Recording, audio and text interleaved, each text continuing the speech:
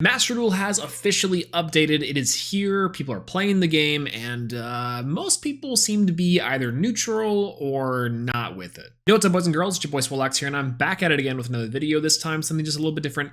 Today, let's have an open and truly honest discussion about the new update for Yu-Gi-Oh! Master Duel. This is the first big, major update for the game, and I feel like a lot of people aren't talking about it in the same way that they probably should. For example, prominent Yu-Gi-Tuber Team Samurai X1 made a tweet stating that a lot of players are hoping for miraculous changes and updates for the game, essentially saying that this is an unrealistic expectation to place upon Master Duel as the game is just in its infancy. But I heavily disagree with this. No hate to Sam, as I really do think his videos are quite good, but this is a really bad take. And today I want to discuss why. We talked about this a little bit on live stream, of course, but the big TLDR reasons are the fact that this game set its own bar really high. It's marketing and who it's trying to be tailored for. And now officially almost 3 months into the game's life cycle, we haven't seen enough from what would be considered to be the future of Yu-Gi-Oh! And while I personally will be sticking with it, how do you guys think they can fix or should update this game? Clearly there are things like the ban list and whatever to talk about. So let me know in the comment section down below. And if you guys like this video, make sure to leave it a like. If you want to see more from your boy, please consider subscribing, as we're really trying to hit 5,000 subscribers by the end of the year, and I really hope we can do so. Thank you, huge, enormous thank you to everyone who's shown the support so far. It really does help out the channel, and I really appreciate it. So without further ado, let's go ahead and jump into that discussion real quick. Can't wait for SWORDSOUL because I already have it. Dude, I am so... SWORDSOUL would have been the perfect archetype to release inside of the Synchro deck. Like, let's take a look at these Synchros one more time. Just one more time. These Synchro themes, new Synchro themes. Can you imagine SWORDSOUL, Baron LaFleur, Junk, Stellar Wind Wolfriot? Like, come on. Come on, you know, like, okay, here's the thing. Here's the real issue about these two packs. Konami had, and I said this at the top. I said this at the top of the stream. They had the biggest layup of their life. What is a wind archetype, predominantly wind archetype, that you could put in a pack predominantly focusing on wind monsters?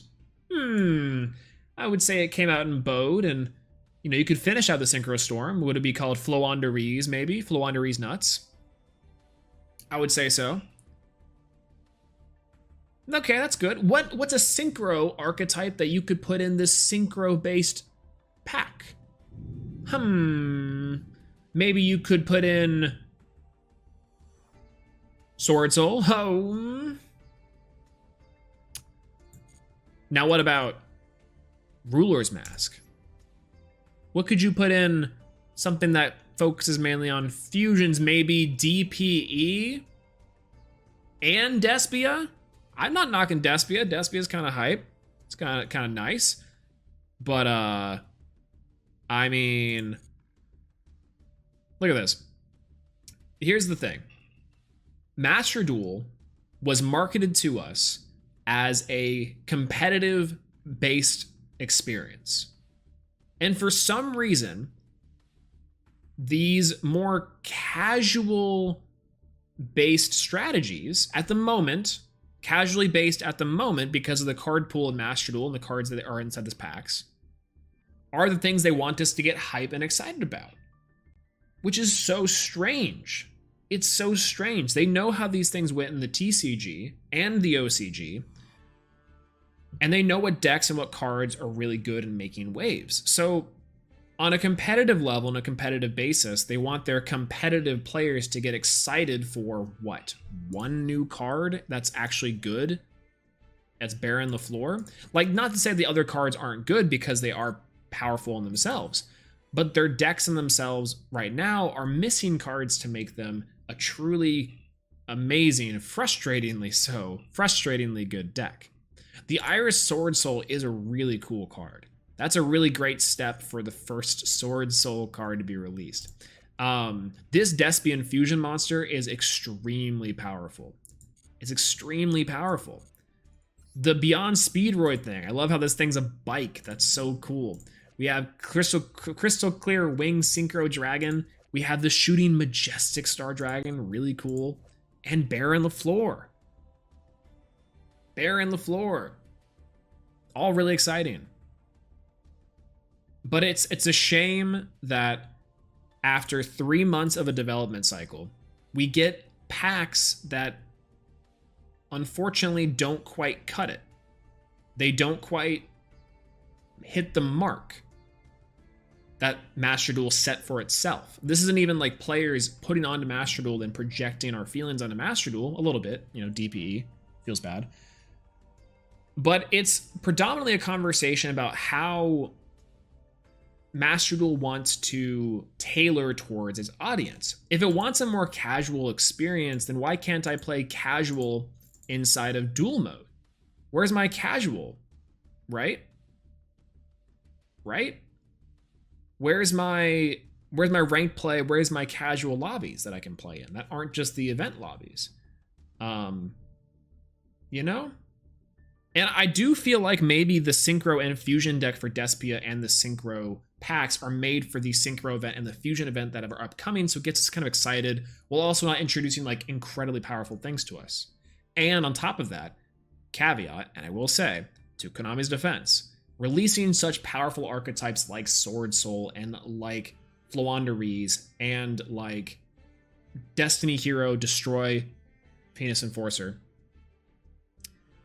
does force Konami's hand in making a ban list. They have to make a ban list to address the changes, because can you imagine if we have some of the shenanigans that we do right now with the future archetypes that are out? That would be mind-blowing. Mind-blowingly frustrating having to queue up with all this crazy stuff, including Imperial Order, which we did see plus, by the way. SWORDSOUL plus the it's banned now. I don't even know what this card is called anymore because I forgot it. It's so banned. It's right up here at the top. Here we go. Protoss. Protoss is banned. Protoss is banned. Oh, this is the deck, by the way. Protoss is banned. So that's kind of my thoughts with it. That's kind of my bigger thoughts with it. It just really does feel like, other than the Duel Pass, because this Moki animation is top tier. This Moki animation is what I'm living for right now. Look at this. Ah, that's so good. That's so good. You know, they really did need to deliver pretty high on this. Now that I've kind of sat and thought about it, it's not unrealistic expectations. It just makes sense from a brand perspective. And especially when your other industry partners are setting that bar higher and higher, and this came out with such acclaim, the follow-up did need to be quite significant. Let's just say that. Let's just get that right out of the way. Am I going to stop playing Master Duel? No way. No way I'm not going to start playing Master Duel. I'm going to see this through. But am I going to be much less excited? Am I going to be a little more worried? Until there's some type of transparency, also yes. At first, I thought Master Duel would be like the TCG Online, but my hope shattered. I really do wish that that it was like the TCG like replacement, like straight up was a TCG OCG replacement, because that was the dream, that you could be out. You had a place where you could play online Yu-Gi-Oh, and those skills would transfer to the TCG. It's the biggest, like I think John Moore says this all the time. House of Champs. Shout outs to John Moore, my homie. It's the #1 gateway into the Yu-Gi-Oh into Yu-Gi-Oh now, because there's no anime that is leading into the game except for maybe like Sevens, but Sevens is not for Yu-Gi-Oh, it's for Rush Duels, right? So this is the way to play Yu-Gi-Oh now, and to get people to play Yu-Gi-Oh and to buy into the physical card game, right? So I really wish it was that kind of replacement. Unfortunately, I don't know. They need the ban list more often. Long waits between ban lists for TCG, OCG makes sense because you have 1-ish events per week at most, while in internet games you're consistently playing. That's actually a really good point. So for BANLIST, especially inside of like a more evolving game, they have better statistics for this because of player usage, which, you know, Brandon J brings up a good point. Because people are constantly playing, we have that kind of knowledge. But yeah, whenever you have like a YCS like every 2 months, every 2 or 3 months, and then whenever you have a regional like once a week, once every 2 weeks, it is much slower. But also, you know, it's harder for people to go out into the to touch grass in the real world to go do things. Because even if, let's say, there were more events inside of a week, your players might go to like a couple of them because of time and money. So yeah, of course, like it makes sense for the ban list for that. So yeah, why couldn't this one be a little more expedited? Or if not, just merge them, you know? But yeah, they just need to make a new tag force. True. Where's my new tag? Where are my tag force people at? We are going to try to play Tag Force. I think once we hit Plat 1, it's going to be Tag Force City for like every stream we're going to try to play some Tag Force. That's going to be so fun. I miss Tag Force. I really do. Yeah.